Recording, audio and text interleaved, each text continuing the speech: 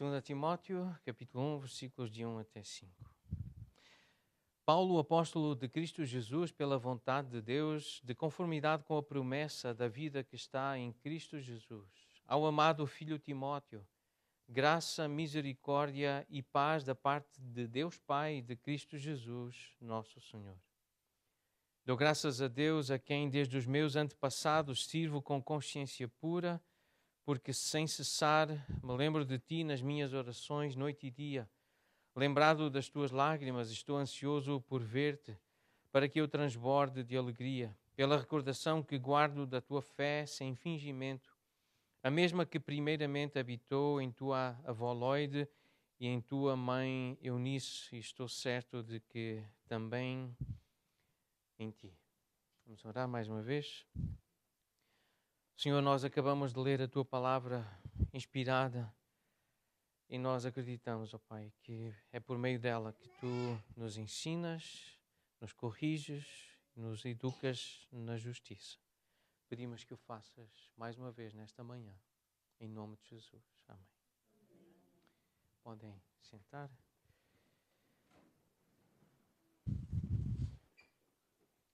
O versículo 4 tem esta expressão, lembrado das tuas lágrimas.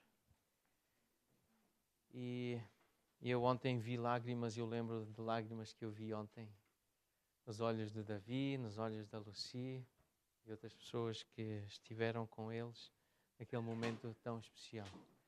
Lágrimas normalmente enchem os nossos olhos em momentos de grande emoção.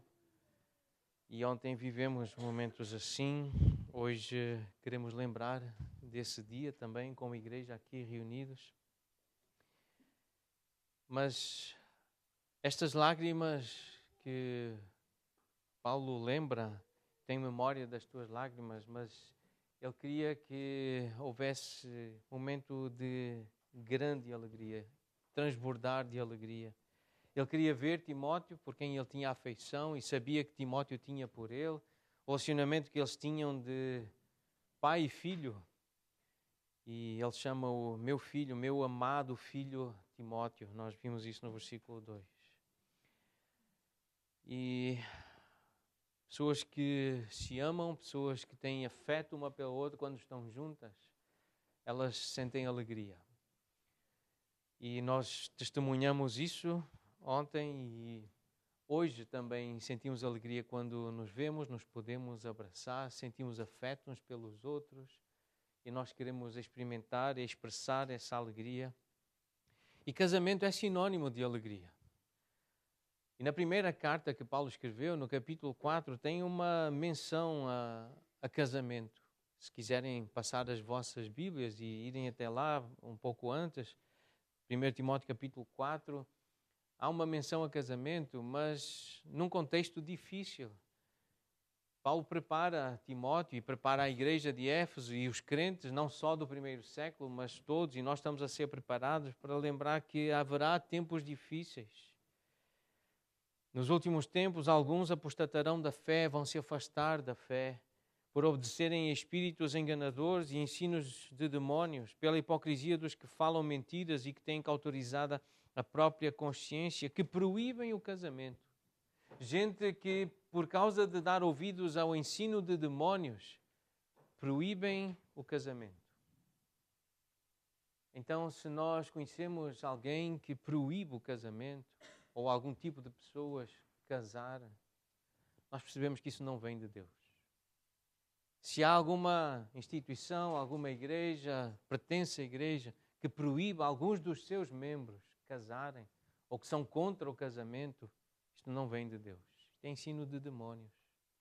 É o que Paulo está a dizer, é o que a palavra de Deus está a dizer.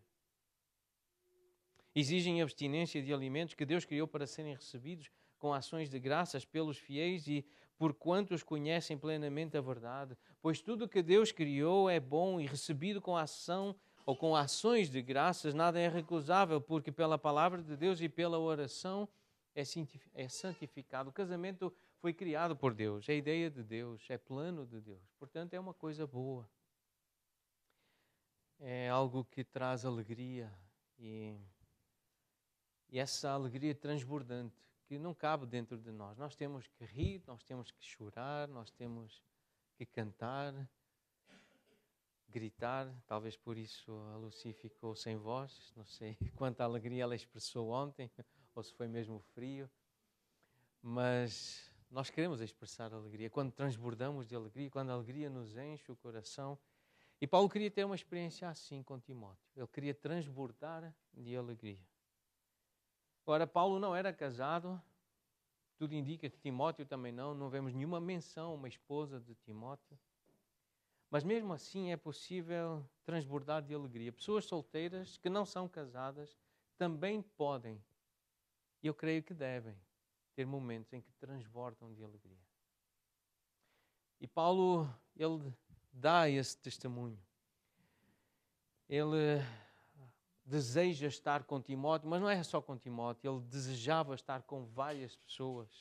Em Romanos capítulo 1, versículos 11 e 12, ele lembrava de pessoas que ele amava, ele tinha afeto por elas, ele queria estar com essas pessoas. E nesta carta ele diz que fazia planos de visitar os irmãos lá em Roma, e ele diz assim: eu desejo muito ver-vos. Romanos capítulo 1, versículo 11. A fim de repartir convosco algum dom espiritual para que sejais confirmados, isto é, para que em vossa companhia reciprocamente nós nos confortemos por intermédio da fé mútua, vossa e minha. A fé que nos traz esse consolo, essa alegria. Nós já vamos ver que é precisamente essa fé que Paulo lembra que Timóteo tinha, não só Timóteo, mas a mãe e a avó. É por causa da fé mútua. Essa fé, essa confiança em Deus, de cantar acerca da bondade, da grandeza, da supremacia de Deus, do seu poder. Mas o destaque aqui nesta ideia, especialmente aqui do versículo 4 de 2 Timóteo, é o afeto que há entre pessoas. E não é só entre casados. Pessoas que se relacionam por causa da fé podem sentir e devem sentir este tipo de afeto. Devem querer ajudar-se, oferecendo ajuda. É um dom, é para te abençoar. Eu quero estar contigo, eu desejo estar contigo, repartir algum dom. Eu quero servir. É isso que é a marca de uma comunidade, de uma igreja, de uma família saudável, o desejo de servir. E o ânimo que dá, a alegria que dá estarmos juntos com pessoas que nos amam e que nós amamos. Então, nós devemos querer estar com pessoas. Devemos querer fazer questão de estar fisicamente, presencialmente. Poder abraçar, poder tocar, trocar olhares, trocar sorrisos, abraços. Isto que nos faz transbordar de alegria. Mas ele diz pela recordação que eu guardo da tua fé sem fingimento. Esta alegria transbordante, ela vem como resultado de eu me lembrar que tu tens uma fé não fingida. Uma fé que não é falsa, que não é hipócrita. Uma outra versão traduz este versículo assim: eu lembro-me da tua fé sincera, como era a fé da tua avó Lloyd e da tua mãe Eunice, e sei que em ti essa mesma fé continua firme. Tu também tens uma fé assim, uma fé que não é hipócrita. Não está a representar um papel. É uma fé sincera, é uma fé genuína. Eu lembro-me que tu tens essa fé sem dissimulação, sem falsidade, sem disfarce. Literalmente é o que ele usa, esta palavra que ele usa aqui neste versículo. Eu lembro da tua fé sem fingimento. Uma fé que crê que Deus existe e que Ele recompensa, Ele é galardoador daqueles que o buscam, daqueles que oram, daqueles que falam com Ele. Aqueles que enfrentam problemas, sim, porque há falso ensino, como nós lemos na primeira carta de Timóteo, há pouco, lemos no capítulo 4, os primeiros versículos. Mas uma pessoa que tem fé é uma pessoa que, quando está diante de Deus, faz com que sejam conhecidas as suas súplicas, as suas petições, as suas orações, ações de graças. Aproxima-se de Deus, sabendo que Ele é poderoso para responder a orações, mas também aproxima-se de Deus para lhe dar graças, para o adorar, o glorificar, o louvar. É isso que uma pessoa crente, uma pessoa que tem fé faz. Uma pessoa crente fala de Deus, fala com Deus, espera em Deus, confia em Deus. E por isso, diz o versículo 7, a paz de Deus, que excede todo o entendimento, guarda o coração e a mente em Cristo Jesus. E é difícil transbordar de alegria quando falta a paz. Quando nós não temos paz no coração, é difícil transbordar de alegria. Sentir verdadeira alegria quando nós temos medo, quando estamos ansiosos, aflitos, angustiados por alguma razão. Mas a fé verdadeira, a fé sem fingimento, é uma fé que confia neste Deus que ouve orações e que responde a orações e que dá paz, mesmo eu não entendendo. Como é que eu tenho paz, alegria, num mundo como este? Com tanto falso ensino, com tanta gente a dizer tanta mentira e a querer tanto mal dos outros, como é que é possível ter paz? Mas eu não entendo. O que é certo é que eu experimento, eu tenho, eu vivo. Deus deu-me paz. Ele justificou-me, Ele chamou-me para pertencer-lhe. É isso que um crente diz. Eu tenho um relacionamento com Deus. Eu tenho uma fé que não é fingida, não é falsa, não é hipócrita. E isto dá alegria àqueles que conhecem a minha fé e que têm uma fé igual à minha. É isto que Paulo está a dizer a Timóteo. O versículo 3 diz: eu dou graças a Deus, a quem desde os meus antepassados eu sirvo com consciência pura, porque sem cessar me lembro de ti nas minhas orações, noite e dia. Fé sem hipocrisia, fé que não é falsa, é uma fé que é resultado de uma consciência pura, uma consciência que funciona. E Paulo diz: eu sirvo a Deus desta forma, com este tipo de fé, com este tipo de atitude, esta postura, uma consciência pura. Eu sirvo a Deus desta forma. E quando nós temos e expressamos fé sem fingimento, nós temos paz, nós não temos vergonha nem medo. Nós sabemos que fomos perdoados, porque cremos em Jesus, porque cremos no que Ele fez na cruz. E este é o Evangelho que Paulo pregava e que ensinou Timóteo a pregar.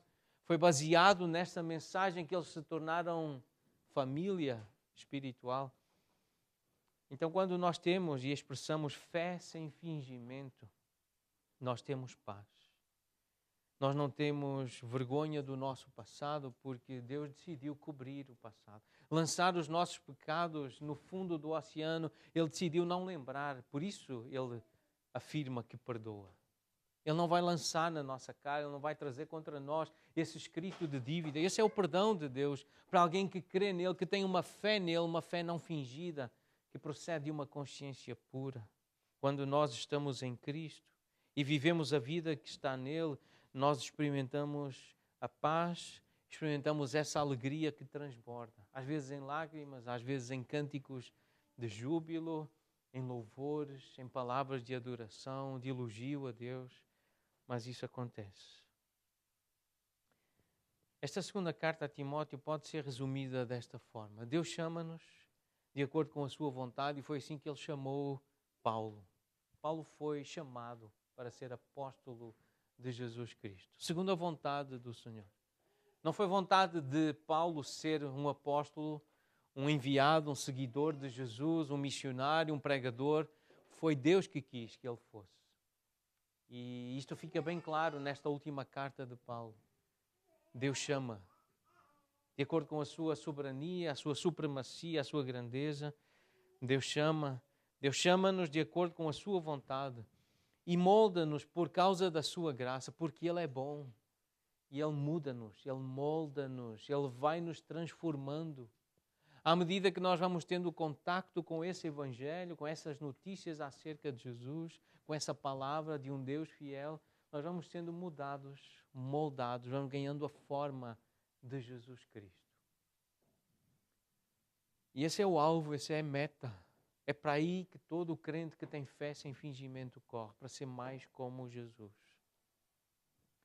Então, com esta carta, Paulo ele quer encorajar Timóteo. Depreendemos que Timóteo era alguém que tinha algumas inseguranças. Ele tinha alguns medos, falta de coragem em certas ocasiões. E por isso Paulo escreve, Paulo quer estar com ele, quer animá-lo, fortalecê-lo, encorajá-lo, mas não só a Timóteo uma nova geração de crentes, de irmãos e irmãs que são fiéis. Paulo quer promover a causa de Jesus Cristo, o reino de Deus, a despeito das severas consequências de uma lealdade constante a Jesus, porque nós sabemos que quem quer ser leal, fiel a Jesus, vai sofrer.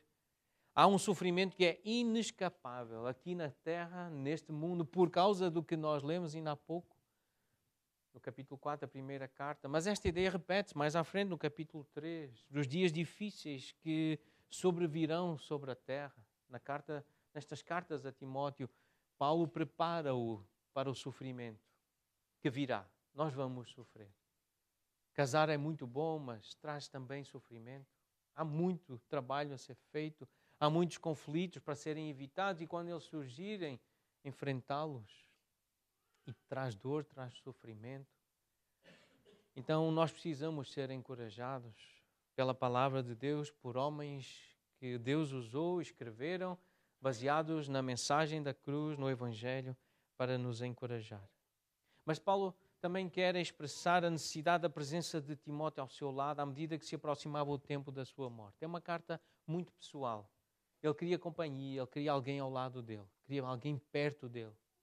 E alguém que ele amava e que ele sabia que também o amava.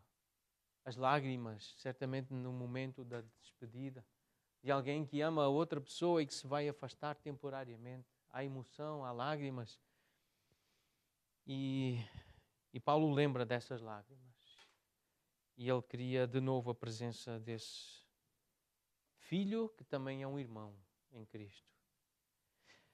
Paulo quis motivar Timóteo a assumir a sua parte no ministério dele, suportando as provas do ministério com perseverança e pureza. E vemos que esse é um propósito claro nesta carta. Tu vais sofrer, ser crente, ter fé sem fingimento é difícil. Todos os que querem viver piedosamente em Cristo sofrerão perseguição. Isto está nesta carta, 2 Timóteo capítulo 3, versículo 12. Então prepara-te, tu vais sofrer, mas eu quero te preparar para ir, para o que é o ministério, para o que é a vida de serviço a Jesus. É isso que, apesar da dor, da aflição, da alegria e uma paz, nós não entendemos, mas experimentamos. A participação de Timóteo no ministério de Paulo só será realizada se ele demonstrar perseverança em meio às provações e pureza em meio à heresia. E não é só a participação de Timóteo, é do Pedro, é do Miguel, é do André, é do Luís, é do Davi, para participarmos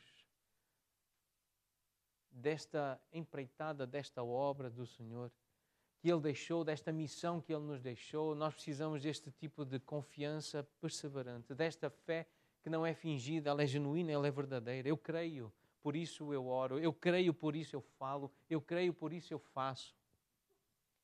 Eu persevero, eu continuo neste caminho de me purificar os meus pensamentos e desejos e orientar a minha vontade para fazer aquilo que Deus me chamou para fazer. Ele deu-me uma obra, um trabalho, Ele deu-me um papel a desempenhar. Então esta é a vontade a última vontade expressa por escrito que nós lemos do apóstolo Paulo, é preparar Timóteo para assumir, participar desse ministério. Paulo escreveu a primeira carta enquanto viajava, na esperança de poder visitar Timóteo em Éfeso, e ele achava que iria ser em breve. Nós lemos isso no capítulo 3 da primeira carta. Ele esperava que em breve estaria pessoalmente com Timóteo lá em Éfeso. E ele deu instruções sobre a natureza prática da igreja, como proceder na casa de Deus, abordando assuntos como os ofícios ministeriais, o presbitério, o diaconato, mas ele fala também sobre o cuidado a viúvas, ele fala sobre a adoração pública, como prestar culto a Deus. Mas nesta segunda carta, em 2 Timóteo, Paulo ele concentrou-se mais no ministério pessoal do próprio Timóteo do que na organização da igreja. Segundo a tradição, Paulo escreveu esta segunda carta a partir de uma prisão que na verdade era uma masmorra. Era uma Era um buraco, era uma masmorra subterrânea, chamavam uma prisão mamertina na cidade de Roma. É isso que a tradição conta. Não é a Bíblia que diz, mas os historiadores, os primeiros cristãos, contam como foi a morte de Paulo. E com base no final de 2 Timóteo, parece que Paulo já tinha sido julgado. No capítulo 4, a partir do versículo 16, ele já tinha sido ouvido e julgado, e ele diz: ninguém ficou comigo para apresentar essa defesa, eu fiquei sozinho. E ele esperava ser executado em breve. Ainda no capítulo 4, versículo 6, ele diz: está para breve a minha morte, eu vou ser morto, eu vou ser executado, e eu sei que isso está para breve. Embora Paulo tenha mencionado que Lucas estava com ele, ainda imaginamos o apóstolo devastado por tudo o que estava a acontecer à volta dele, a guerra. Estava sozinho, estava com frio. Ele queria a sua capa, é uma espécie de manto para proteger do frio. Ele queria também os seus pergaminhos. Tal importância ele dava ao que tinha escrito, ou que outros escreveram, e ele valorizava o que estava escrito. Mas ele queria ver Timóteo, o seu amado filho. À luz do contexto em que foi escrita, a paixão, os sentimentos, a emoção, o tom pessoal de 2 Timóteo são bem compreensíveis. Eu li o testemunho de uma pessoa, um pastor, que esteve a visitar Roma alguns anos atrás, e levaram-no a um lugar onde Paulo teria estado preso. Depois construíram uma igreja ali, mas há um acesso a uma masmorra. Se não é aquela de Paulo, é bem semelhante, segundo a história conta. Então tem o testemunho desta pessoa. Eu vou ler uma parte do testemunho de alguém que visitou aquele lugar onde Paulo terá ficado preso. Um poço circular com cerca de 9 metros de diâmetro e um buraco no topo um pouco maior do que uma boca de esgoto na rua. Esse era o local de encarceramento dos criminosos da época do apóstolo Paulo. Numa parte daquele poço circular havia uma porta grande que podia ser levantada e depois baixada novamente. O guia turístico que nos levava, ele disse que a porta servia basicamente para execuções. Era comum colocar prisioneiros, atirando-os pelo buraco da masmorra, e cerca de 30 a 35 prisioneiros eram lançados ali. E em seguida, para abrir espaço para o próximo grupo de criminosos, a porta era aberta e ao lado daquela cela ficava o sistema de esgoto da cidade de Roma. Quando a porta era aberta, a masmorra enchia-se de esgoto, afogando todos os prisioneiros e levando-os embora. A porta era fechada, o local era drenado e ficava pronto para outros 30 ou 35 criminosos. Foi uma experiência comovente para mim. Não só porque nós podíamos ficar ali a imaginar o que acontecia naquele lugar sem saneamento, sem luz, sem nenhum dos confortos que nós consideramos absolutamente necessários para a existência. E podíamos imaginar aquele lugar lotado com 30 criminosos amargos, furiosos, prestes a serem executados. Mas o que tornou isso tão impressionante foi que uma das pessoas que teve um impacto maior na minha vida do que quase qualquer outra pessoa que já viveu, um dos homens que já foi o meu professor de muitas maneiras ao longo dos anos do meu ministério, um dos homens que amo mais do que qualquer outro, passou os últimos dias da sua vida naquele buraco do chão, e o seu nome é Paulo. E eu fiquei muito comovido ao imaginá-lo naquele lugar, a esperar a hora da execução. Paulo sabia o que lhe ia acontecer. Nós não temos a certeza se ele estava neste lugar e se foi assim exatamente que ele foi executado. Conta também a tradição que ele foi decapitado, ele perdeu a cabeça, mas não sabemos o que aconteceu com o corpo dele, o restante do corpo. Mas ele sabia o que ia acontecer. E ainda assim, no versículo 13, ele diz: eu dou graças a Deus. São palavras deste homem condenado num lugar frio, úmido. Ele estava com frio, ele tinha saudades das pessoas que ele amava. Ele sentia-se abandonado e sozinho, ferido. Mas ele diz: eu dou graças a Deus, a quem desde os meus antepassados eu sirvo com consciência pura, porque sem cessar eu lembro-me de ti nas minhas orações noite e dia. Eu sirvo a Deus com consciência pura. Eu sei a quem eu tenho servido. Eu sei em quem tenho querido. Eu sei. Eu tenho uma fé igual à tua, Timóteo. A tua fé é igual à minha. Apesar das circunstâncias difíceis, eu continuo a crer e dou graças a Deus. Então, as palavras de Paulo em 2 Timóteo não são apenas profundamente pessoais, mas elas também são profundamente teológicas. É uma carta que está repleta de conteúdo centrado no Evangelho. E um outro professor de Bíblia já faleceu há alguns anos atrás, mas marcou muitas gerações e muitos pastores. John Stott, ele disse: a preocupação de Paulo a escrever a Timóteo era uma preocupação com o Evangelho. O depósito da verdade que lhe fora revelado e confiado por Deus. E ele, John Stott, ele divide a carta a Timóteo, esta segunda carta, desta forma, pensando no Evangelho. O primeiro capítulo dizendo a Timóteo: protege o Evangelho. Luta a favor do Evangelho e guarda esta mensagem. Sofre pelo Evangelho no capítulo 2. No capítulo 3, continua no Evangelho. E no capítulo 4, proclama ou prega o Evangelho.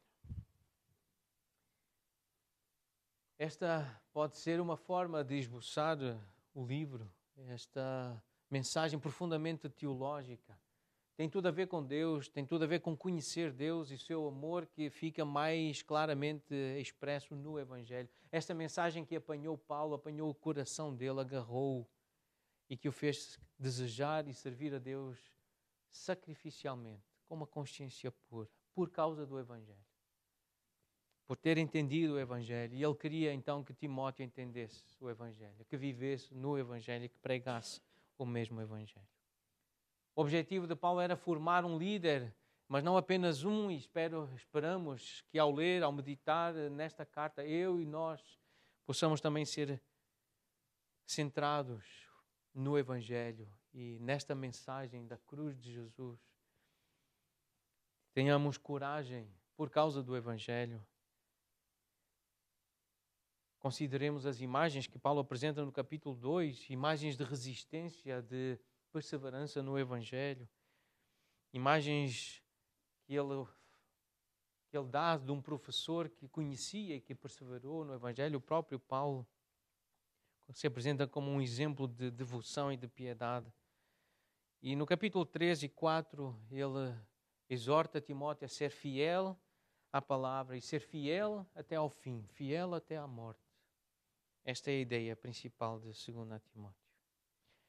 E se nós queremos motivar pessoas a responderem à verdade espiritual, e na oração do irmão Luís há pouco nós percebemos que é desejo dele, motivar pessoas que ainda não conhecem Jesus da forma como a Bíblia o apresenta. Conhecem se calhar por tradições de outras associações, instituições, igrejas, movimentos, mas se nós queremos motivar pessoas a conhecerem e a responderem à verdade espiritual, a Cristo, ao Evangelho, e a crescerem em Deus, nós temos de estabelecer, como Paulo fez com Timóteo, uma posição de autoridade. As pessoas precisam de saber que é necessário responder à palavra de Deus.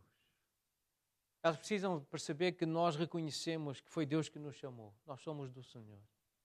É Ele que chama, é Ele que dá essa graça de nós sermos dele. E foi por meio da palavra, essa palavra autoritária, essa palavra final e fiel, que quando Deus fala, acontece. E porque Deus falou, eu estou aqui, quero falar também e quero obedecer. E nós, como igreja, queremos obedecer e por isso falar. A obra é maior do que a pessoa e Paulo queria que Timóteo continuasse essa obra. Paulo iria passar, ele iria morrer, com ou sem cabeça, com ou sem corpo, íntegro, mas ele sabia que ia passar. Mas outros ficam E a igreja tem essa noção. É para outros continuarem a obra. Eu só quero ser fiel, eu recebi do Senhor e eu quero transmitir o que eu recebi do Senhor. Essa é a mensagem do Evangelho fiel. O apóstolo de Cristo Jesus, pela vontade de Deus, de conformidade com a promessa da vida que está em Cristo Jesus. É assim que ele começa a carta. Eu sou apóstolo de Jesus, eu tenho essa autoridade para falar contigo, mas também como um pai fala. Um pai que tem uma relação com o filho. O filho não é igual ao pai, o pai não é igual ao filho no papel. Um manda, o outro obedece. Um diz e o outro faz acontecer. Essa é a relação que Deus quer que um pai tenha com o seu filho ou filha. Porque há afeto, porque ama, quer o bem e Paulo dá aqui ordens que estão baseadas no afeto, mas ele diz, tu tens que fazer. Porque és meu filho, eu estou numa posição de pai. Estou nesta posição de pai espiritual porque eu fui chamado por Deus, eu sei o papel que eu tenho. E eu assumo o meu papel. E a igreja tem que assumir o seu papel. Saber de onde receberam, de onde veio essa autoridade, essa palavra, essa confiança. Veio do céu, veio de Deus. E nós precisamos assumir esse papel de autoridade. Numa relação entre pai e filho, há ensino, há instrução, há exortação, há orientação. E temos aqui muitos conselhos deste pai para o seu filho. A igreja tem que dar conselhos, tem que instruir, tem que corrigir quando for preciso corrigir. Paulo viu fraquezas, viu falhas, viu dificuldades, erros em Timóteo, ele corrigiu. Mas há comunhão, há intimidade, há algo em comum na vida. Há uma visão, há um desejo de viver, de estar perto, de partilhar a vida. É isso que há numa relação entre pai e filho. Em segundo lugar, nós precisamos transmitir uma atitude altruísta. As pessoas devem saber que nós queremos o melhor para elas. É mesmo o melhor. É o que eu quero para mim, é o que eu quero para os meus. Por isso eu quero para ti, porque eu quero que tu sejas meu filho, meu irmão.